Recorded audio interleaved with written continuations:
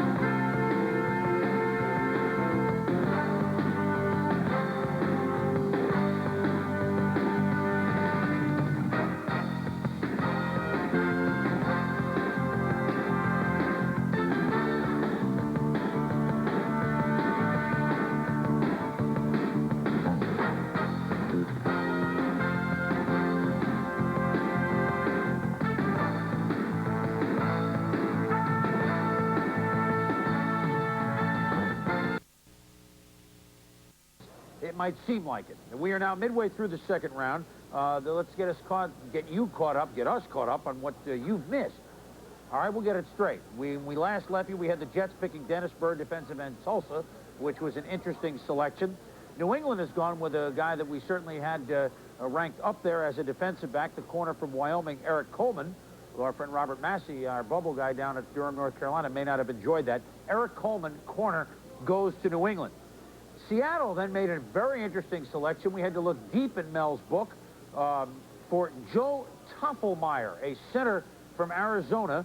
And so Seattle has gone offensive line 1 and 2.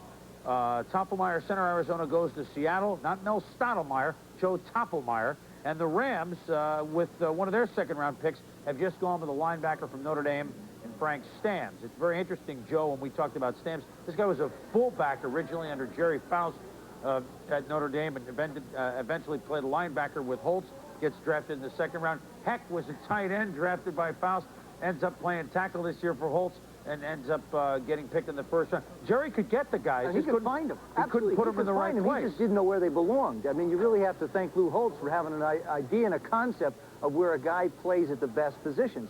Both Notre Dame guys, I think, are going to help the football team. Obviously, I think the transition, going from tight end to guard, means the guy's got good hands, good feet, so it works out very well. Now, you know, he was a fullback, Stamp. Yeah, going from fullback to linebacker. That's the same position. Yes. Fullbacks and linebackers, just the mentality is just a little bit different. Linebackers, maybe a little less. Tommy, real quick. Oh, I'm sorry, Tom. You're listening very closely. We're going to dish one out here back before we bring Dr. Z in here. The Wydell, guard from Boston College. I mean, that's a safe and a good pick for the Broncos, right? I think Broncos certainly would have liked to have had a defensive player if they could have gotten one. Wydell is a good ball player, and although his feet are supposedly needs a little work on his pass protection, John Elway will help that. Elway is a guy who will move around and make it easy for you to learn how to block. So John, put on your running shoes for another little while until the guy learns how to do it. Paul Zimmerman is with us, and Paul, the Dallas draft and then their deal with the Raiders for Wisniewski, explain what the Cowboys are thinking. Well, the Cowboys got very lucky in that. The Raiders were going to trade the pick. They're going to trade for the pick with Detroit, and they were going to take Wisniewski in that pick. And they wouldn't have had to give Detroit as much as they gave Dallas. Dallas crossed them up by drafting Wisniewski. They didn't know that was going to happen, so they had to get Wisniewski, and they had to give the Cowboys more than what they would have given up. Now, Dallas came in with 3 big needs: quarterback, a big blocking fullback to lead Herschel out of the I formation. Timmy Newsome is like a third down back, catch the pass out of the backfield type. They got that. Now they need somebody to rush the passer from the outside. They went with 2 defensive ends the whole year last year, and you just don't do that in the NFL. So if they can get a pass rusher somehow, got lucky, they filled 3 major needs. Anything else that's happened here? The Jets really, we shall see. Mike Hickey doesn't draft what a lot of people feel is chalk. He's certainly going out on a limb with a couple of picks. Well, the rumor is that Mike Hickey lost a bet, and this is the way he had to pay it off.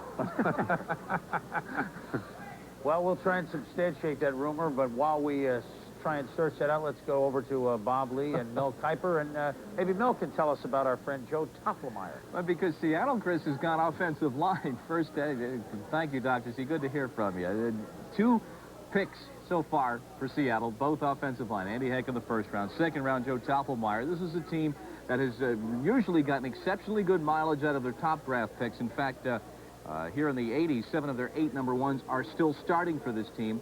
Steve Largent's a question mark. He's auditioned for TV jobs. He's made his decision. He hasn't announced it whether he's coming back. But Tofflemeyer, he was not the best center available. No, he wasn't. If you look at just the center position, Jeff Uhlenake from Ohio State was clearly the best center available after Brian Williams. And if you're going to take a center in the second round, that's who you take. Joe Tofflemeyer was projected as a 7th to 9th rounder, and he goes in the second round. There are some other outstanding players. Talk about defensive backs. This is a position Seattle needs some help. You have a guy like Bubba McDowell from Miami still there. Robert Massey's still sitting there at this point. So there are better players even in positions of need like defensive back than a guy like Tofflemeyer, who they could have acquired in the middle rounds. Why use a second-round pick when a guy you could get in 5, 6, 7, 8? I can't remember in recent years as many head-scratchers in one year. We've had 2 number 1s for next year already dealt. We've had shifting and turning, and we've also had the draft rights to Steve Wisniewski traded, the first selection of the second round. The Raiders have acquired those rights from Dallas.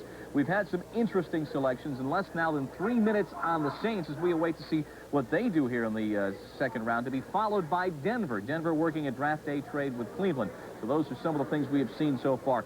In evaluating players, you know, one of the things that we use in evaluating players, or I should say scouts use, the Wonderlic personality test. Jimmy Roberts alluded to it earlier in his discussion of how to judge talent. 50 questions, some of them ridiculously easy, some of them absurdly hard. National average is, I believe, a 22. The average for the draftees this year is a 20.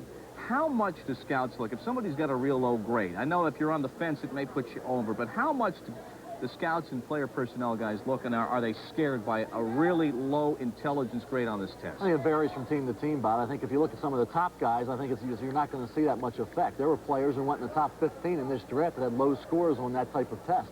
I think it affects you in the middle rounds and later rounds. When you're getting into that point, you're separating players. It can have an impact. If you have 2 players that are equal, obviously you go with the player who tests out better on that particular test. You might look for the bigger player. If you have 2 linebackers that are equal, you go for size. But I think it just gets down to individual preference with each team. The national average, as we said, is a 22. Most of the players have averaged out in this draft to a 20, the same as a mail clerk. Reporters said a 28. I just thought I would throw that in. We're late in the second round. We'll be back after this.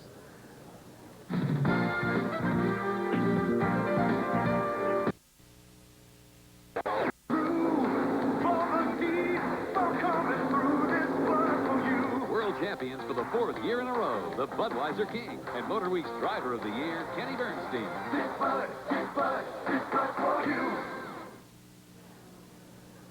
Back here in New York at the NFL Draft, just a couple seconds ago, Don Weiss at the podium with the Saints selection.